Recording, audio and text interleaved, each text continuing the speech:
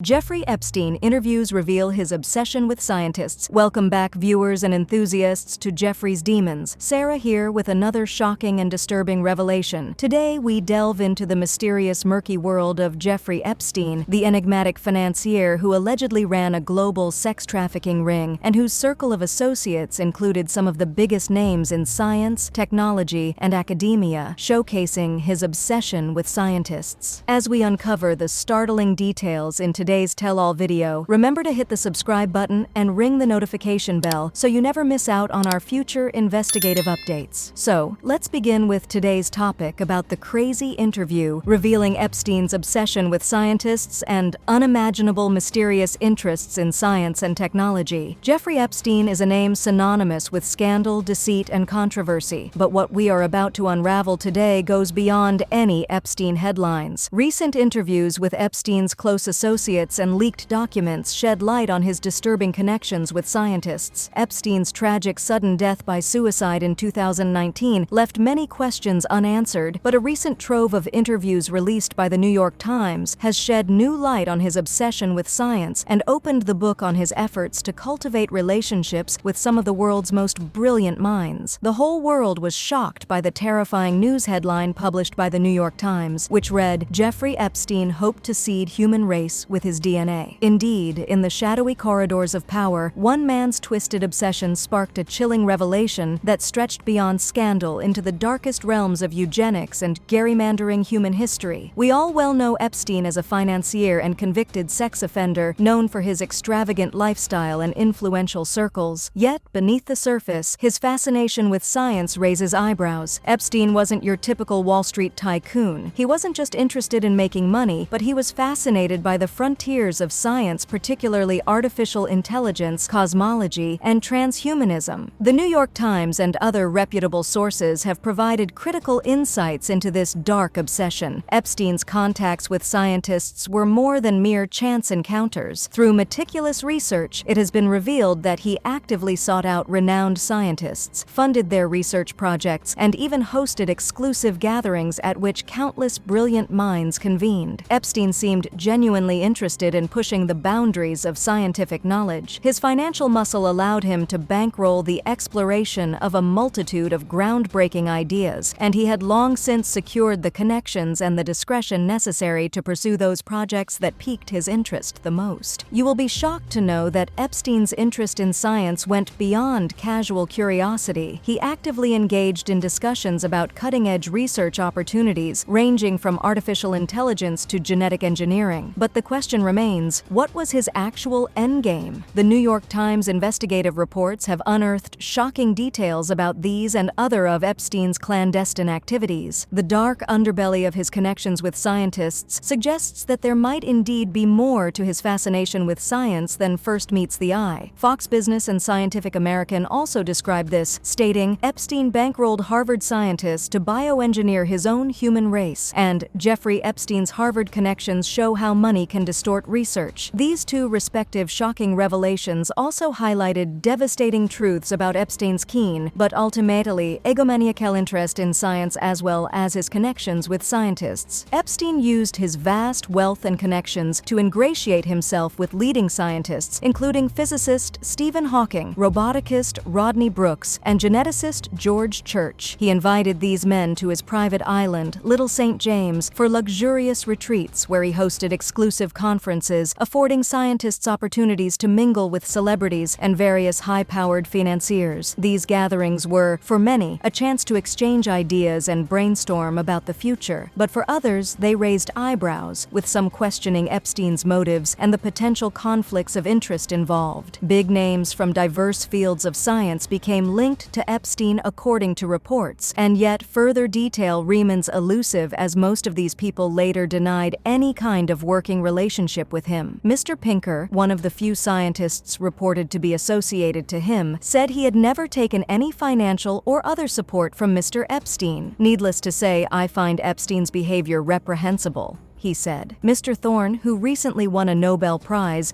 said he attended Mr. Epstein's 2006 conference, believing falsely that it was co-sponsored by a reputable research center. Other than that, I have had no contact with, relationship with, affiliation with, or funding from Epstein, he said. I unequivocally condemn his abhorrent actions involving minors. Lee McGuire, a spokesman for Mr. Lander, said also that he has had no relationship with Mr. Epstein. Mr. Epstein appears to have made up lots of things, Mr. McGuire said, and this seems to be among them. The true picture remains concealed to the average Joe, although hopes linger that more details will emerge in time. But regardless, it is obvious that Epstein's ties to the scientific community were not just about advancing knowledge. It seems there was a more sinister motive at play, as evidenced by confidential testimonies from insiders. Epstein's own research interests remain shrouded in some mystery. He funded several scientific projects, including a controversial and methodologically questionable effort to revive extinct mammoths. He also reportedly expressed interest in using technology to enhance human intelligence and to lengthen human lifespans. But then, are any billionaires these days not obsessed with life extension technologies and their optimization? It has been reported that Epstein hosted secretive gatherings that brought together scientists, entrepreneurs, and other influential figures. But what went on behind closed doors was not limited merely to intellectual discussion. The New York Times sheds light on some shocking revelations. Some scientists who interacted with Epstein say he was a genuinely curious and engaged interlocutor, while others found him to be more interested in self-aggrandizement as opposed to scientific discovery. The truth likely lies somewhere in between. New Yorker also published an article entitled "How an Elite University Research Center Concealed Its Relationship with Jeffrey Epstein," in which MIT Media Lab was reported to be in receipt of funding from the disgraced financier. The unlikely mingling of brilliant minds with Epstein's questionable character created an unsettled atmosphere of confusion and shock, plus posturing and self-aggrandizement. Numerous discussions went beyond the boundaries of ethical scientific discourse. But then, we can't talk about Jeffrey Epstein without acknowledging the darker, more sinister side of his life. His predatory behavior towards young women and girls is well documented, while his alleged sex trafficking ring continues to cast a long shadow over his legacy. It's important to remember that Epstein's scientific pursuits were not attempted in isolation. They were undertaken within the milieu of his ongoing exploitation of vulnerable young women. This raises serious ethical questions about the relationships between Epstein and the scientists who engaged with him, forcing us to confront the question of how much did these supposedly intelligent people actually know about Epstein's crimes and child exploitation. Now,